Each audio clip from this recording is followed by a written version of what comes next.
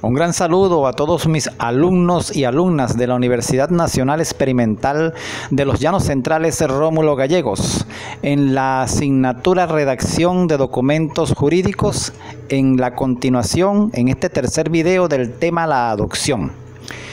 En el video pasado quedamos en los consentimientos y opiniones establecidos en el artículo 414 y 415 de la LOGNA y las formas y condiciones de dichos consentimientos y opiniones establecidos en el artículo 416. Vamos a hablar ahora sobre la inexigibilidad de esos consentimientos. Bueno, la inexigibilidad de esos consentimientos previstos en los artículos, como dijimos anteriormente, 414, 415 y 416 de la LOGNA, no se exigirá a aquellas personas que se encuentren en imposibilidad permanente de otorgarlos o se desconozca su residencia. Ejemplo, una persona que haya sufrido un accidente y se encuentra en estado de coma, pues no podrá dar ni su opinión ni su consentimiento. Entonces no es necesario solicitarlo. Y el otro caso podría ser que la persona se fue de su casa, se desconoce su paradero de residencia o se fue del país. Bueno, en ese caso tampoco habría que exigir ese consentimiento. El asesoramiento. El asesoramiento es muy importante para que aquellas personas cuyo consentimiento es necesario para decretar la adopción, esas personas deben estar asesoradas e informadas acerca de los efectos de la adopción. Es por eso que deben ser asesoradas muy bien. ¿Por quién? Por la oficina de adopciones respectiva o por el equipo multidisciplinario del Tribunal de Protección de Niños, Niñas y Adolescentes, antes de que otorguen dicho consentimiento. Porque si lo otorgan sin ese asesoramiento, esa persona no va a saber cuáles son los efectos de la adopción. El cumplimiento de este requisito debe hacerse constar en el acta del respectivo consentimiento, ya que si eso no consta en el acta, no hay validez. Es por eso que esto debe realizarse conforme lo establecido en la ley.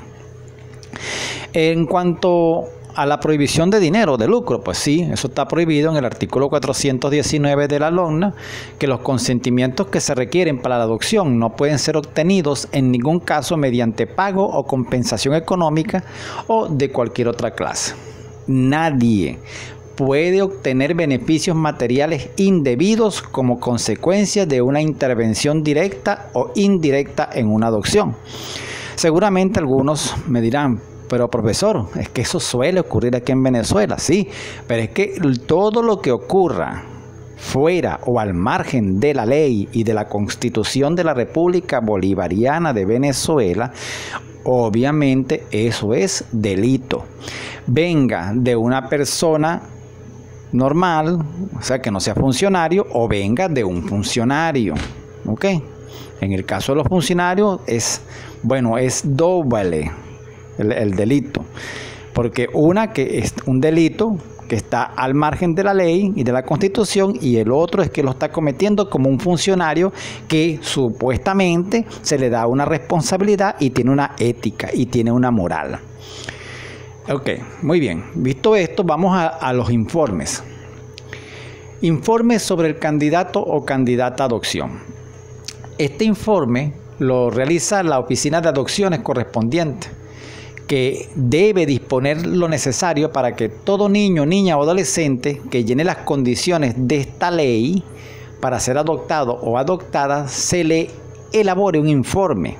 ¿Y qué contiene este informe? Bueno, contiene los datos referidos a su identidad, a su medio social, a su evolución personal y familiar, su historia médica propia y familiar, ¿ok?, y necesidades particulares del respectivo niño, niña o adolescente.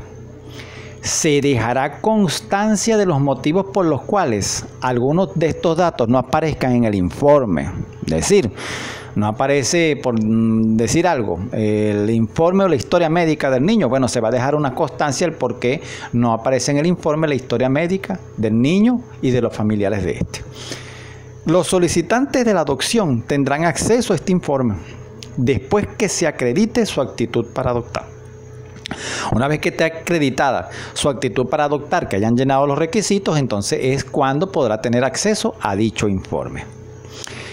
La acreditación de los o las solicitantes para la adopción deben ser estudiados por la respectiva oficina de adopciones a fin de que ésta acredite su actitud para adoptar.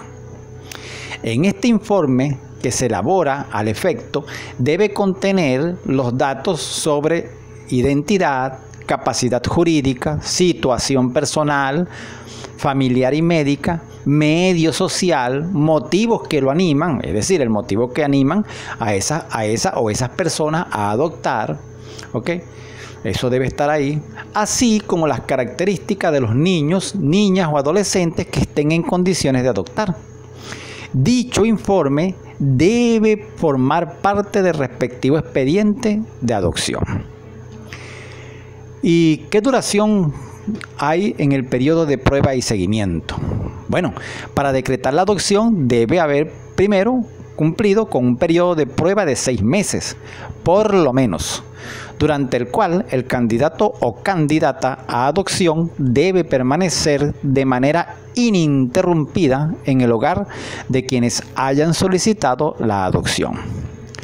La respectiva oficina de adopciones debe realizar durante dicho lapso 2 evaluaciones al menos para informar al juez o jueza de mediación y sustanciación acerca de los resultados de esta convivencia. El juez debe estar al tanto de cómo va la convivencia entre los posibles padres y el posible hijo o hija. En el caso de las opiniones internacionales, importante esto, presten atención, si el candidato o candidata a adopción tiene su residencia habitual en el territorio nacional, el periodo de prueba será de 1 año y deben realizarse 3 evaluaciones al menos. A tal efecto, los organismos públicos o instituciones extranjeras autorizadas que presenten la respectiva solicitud de adopción son responsables del seguimiento que debe hacerse durante el correspondiente periodo de prueba. Es decir, estos organismos públicos deben realizar un seguimiento continuado en el periodo de prueba para que tengan todo el informe completo de lo que ocurre entre los posibles padres y los posibles hijos. ¿Okay? Y eso debe estar suscrito con las autoridades venezolanas competentes. Los informes de seguimiento del periodo de prueba deben ser remitidos por dichos organismos e instituciones, tanto al Tribunal de Protección de Niños, Niñas y Adolescentes, como a la Oficina de Adopciones del Consejo Nacional de Derechos de Niños, Niñas y Adolescentes. ¿Y tiene prórroga este periodo de prueba? Sí, el juez o jueza de mediación y sustanciación de oficio, a petición de parte o del Ministerio Público, a petición del Ministerio Público o de la correspondiente oficina de adopciones, puede ordenar la prórroga del periodo de prueba, sea la adopción nacional o internacional. Es decir, si estos organismos le realizan una petición al juez, el juez toma la decisión de prorrogar dicho periodo de prueba. Y colocación con miras a la adopción. Mientras dure el periodo de prueba o su prórroga, si la hubiere, es decir, si hubiera esa prórroga, se concede a los solicitantes la colocación familiar de la persona a ser adoptada. ¿Qué efectos de filiación me trae la adopción? Bueno, esa adopción confiere al adoptado o adoptada la condición de hijo o hija y al adoptante la condición de padre o madre. ¿Y hay una constitución de parentesco? Sí, la adopción crea parentesco. ¿Entre quiénes? Entre el adoptado o adoptada y los integrantes de la familia del adoptante. Es decir, ya una vez adoptado, ya tendrá sus padres, sus madres, igualmente sus tíos, tías, abuelos, primos, primas, porque va a crear esa constitución de parentesco. También el o la adoptante y el o la cónyuge de la persona adoptada. Igualmente, el o la adoptante y la descendencia futura de la persona adoptada. Igualmente, el o la cónyuge de la persona adoptada y los integrantes de la familia del o de la adoptante. Y finalmente, los integrantes de la familia del o del adoptante y la descendencia futura de la persona adoptada. Estas son todas las constituciones de parentesco que se crean con la adopción. Es decir, son las mismas constitución de parentesco de un hijo o una hija consanguínea. Son exactamente las mismas constituciones de parentesco.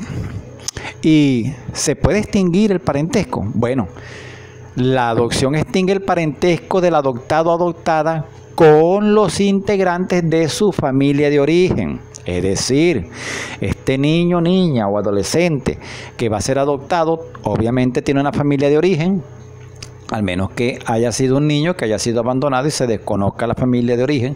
Pero si se conoce la familia de origen una vez que es adoptado, este niño o niña extingue ese parentesco con su familia de origen. Hay una excepción, ¿verdad? Y esa excepción es cuando el adoptado o adoptada sea el hijo o hija del o la cónyuge del adoptante. Es decir, si uno de los dos cónyuges, ¿verdad?, es la familia de origen del adoptante, entonces obviamente ese parentesco no se va a extinguir. Es una de las excepciones. En cuanto a los impedimentos matrimoniales, bueno, la adopción no extingue los impedimentos matrimoniales que existen entre él o la adoptado y los integrantes de su familia de origen. ¿Ok? Es decir, si ese adoptado o adoptada está casada antes de ser adoptado por uno de los familiares de su familia de origen, ese matrimonio no se extingue.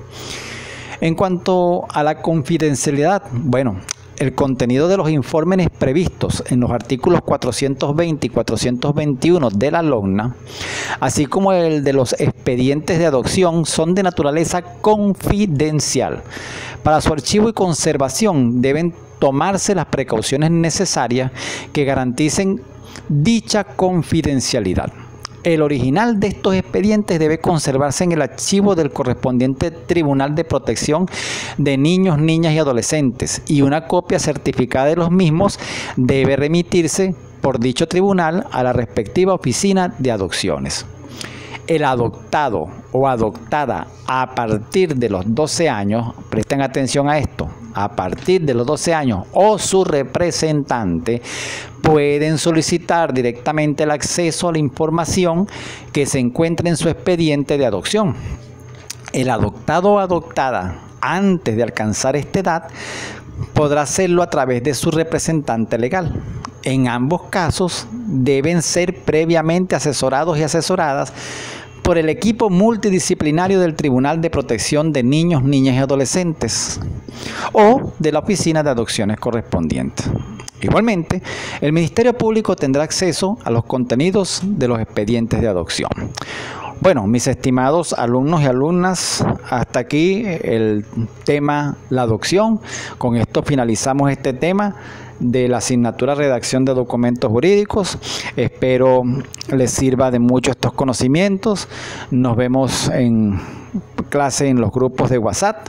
Y bueno, y finalmente que Dios me los bendiga y a cuidarse todo el mundo. Recuerden que estamos en una pandemia mundial y que debemos usar nuestro tapaboca y las medidas de distanciamiento social. Hasta luego.